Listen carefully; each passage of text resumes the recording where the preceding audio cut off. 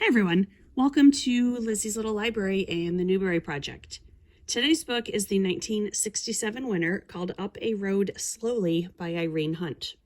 The author had previously received an honor in 1965 for a book called Across 5 Aprils, which is a Civil War book. Knowing that that was historic fiction, I assumed this was as well. The story begins with Julie, who moves in with her Aunt Cordelia, a relative she doesn't really get along with. It seems Mom died, although all she said is that Dad was in shock and the doctor had been to the house. Julia has 2 siblings, including a 17-year-old sister. And I'm not sure why she had to move in with the aunt. Why didn't she stay with the sister? Nevertheless, I liked the last sentence of the first chapter. So the copy I have is the hardcover copy. And this is on page 18. She's talking about Aunt Cordelia, who was sister to the mom. She says, "That was the one time I had ever known her to cry. And it was the first time I remember her holding me in her arms. We sat in the dark closet together for a long time. Then, when there were no more tears left, we crawled out and began our decade together." In the next chapter, we learn Julie's brother Christopher is 9, and he also moved to Cordelia's house. Older sister Laura stayed home with Dad. This makes no sense to me. Why didn't all 3 of the kids stay? What makes extra no sense is when we learn that Dad has a housekeeper who comes and does his cooking and his cleaning. So it's all the more reason why did these children have to move? So unfortunately, the author never explains that. Anyway, Cordelia is the teacher at the local one-room schoolhouse. Not because she needs the money. In fact, they get enough money from their farm, but she teaches because she doesn't trust anyone else to teach. Most of her students are the children of students she had previously taught, and she believes that she is the only one qualified to continue on with their education. Very soon, Dad and Cordelia agree that Chris is not getting enough structure, so they send him to a boarding school. Cordelia convinces him that Julie is too young and undisciplined to be on her own, so she'll stay with Cordelia until she starts high school. Older sister Laura gets married and invites Julie to stay for a week before the baby is born. Julie is a bit of a brat, and then a train conductor offers her some advice when she's traveling back to Cordelia's house. He tells her she isn't Laura's number 1 anymore. With this realization and feeling bad about her attitude, she returns to Laura's house to help once the baby is born. There is a quote from her visit that I really liked. It's on the bottom of page 42 up to the top of 43. "I cried on the white pillow that night, and switching on the bedside lamp, I was impressed by the sad stain my tears had made. Then I thought how Laura would never notice and would send the slip out to some laundry, and impersonal hands would wash away the marks of grief, never knowing, never caring that part of a little girl had died with those tears. Then I cried again at that thought, and I felt the great loneliness I had felt that day of Mother's funeral. But this time, my loneliness was mixed with resentment and an unreasoning jealousy." That paragraph, I like the dramaticness of it.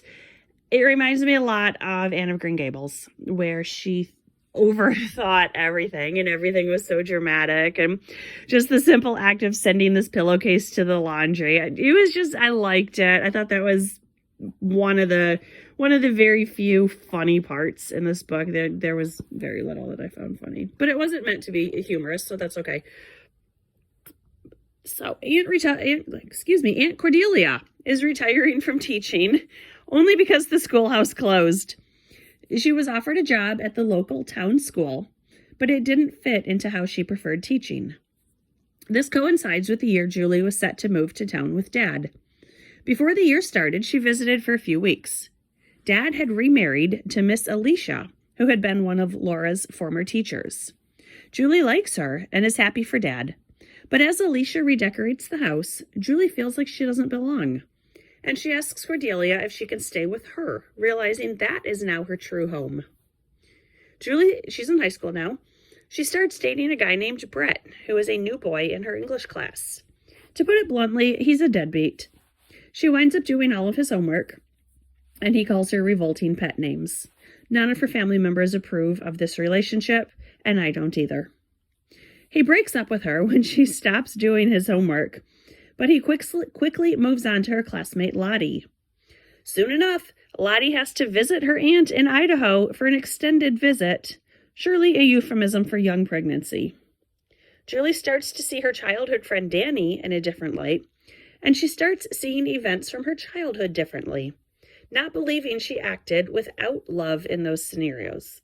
Excuse me, that did not make any sense how I just explained it. She cannot believe how she had acted, that knowing now she would have acted or showed more love, that she's appalled at the lack of care, the lack of understanding, the lack of affection she was showing. But she's a child. She needs to be a little more gentle on herself. The book ends with Julie's high school graduation. Aunt Cordelia has recommended, almost required, that she move away to university and expand her world. The end. This book, it was cute enough. It was a very gentle story. A girl grows up. We never find out, though, where she lives. So that bothered me. The only place mentioned by name is New York, when they said they once went up to New York. No indication of, was that an hour drive? Did it take 3 days to get there? It doesn't say. So they are south of New York. There's also no indication of when this takes place.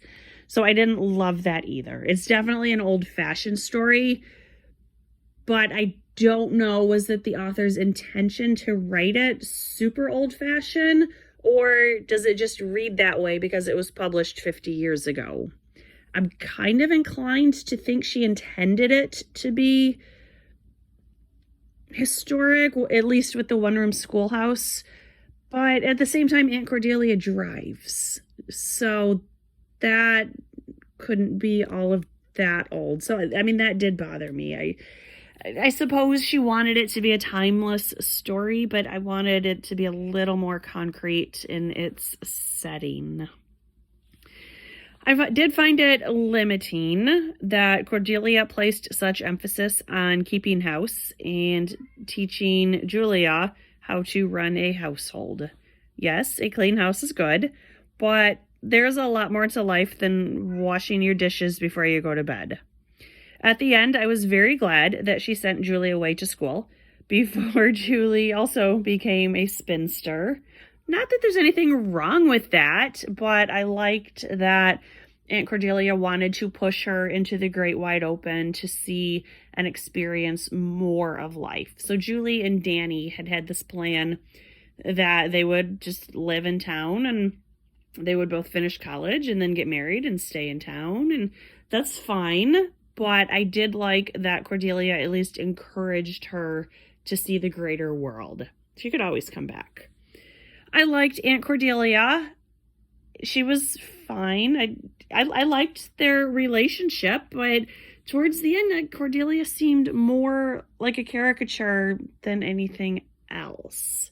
So once again, I didn't love this book. I didn't hate it, but it's not great either. It was pretty slow going, and I just don't know any kids in the target audience who would really like this. So while it was not a bad book, I can't recommend it.